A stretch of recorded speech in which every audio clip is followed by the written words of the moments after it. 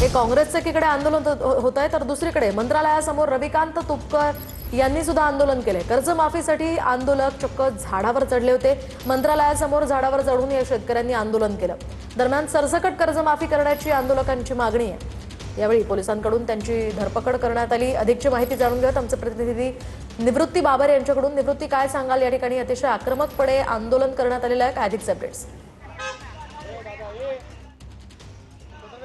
नक्कीच थोड्या वेळापूर्वी आपण पाहिलं की विधिमंडळाच्या बाहेर रविकांत तुपकर यांच्या नेतृत्वाखाली सर्व शेतकरी नेत्यांनी जे आहे ते त्या ठिकाणी आंदोलन केलं आणि त्यानंतर त्यातले काही शेतकऱ्यांची मुलं जे आहेत आणि शेतकरी ते या मंत्रालयाच्या समोरील झाडावर आंदोलन करत आहेत आणि गेल्या अर्ध्या तासापासून या ठिकाणी त्यांचं आंदोलन जे आहे ते सुरू असल्याचं आपल्याला पाहायला मिळतंय।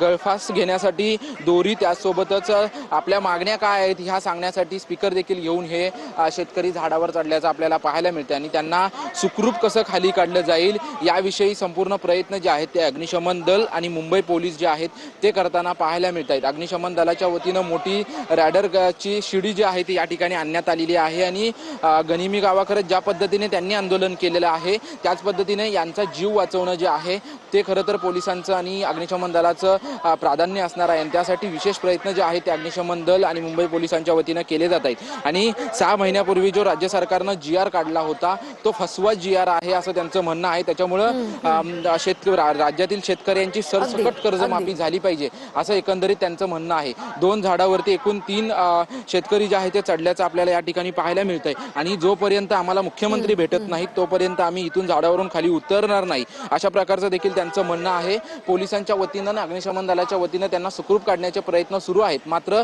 त्यांना उतरवण्यासाठी जर निवृत्ती या संदर्भातले अपडेट्स तुमच्याकडनं जाणून घेत राहणार आहोत। तुर्तास धन्यवाद दिलेल्या सविस्तर माहितीसाठी।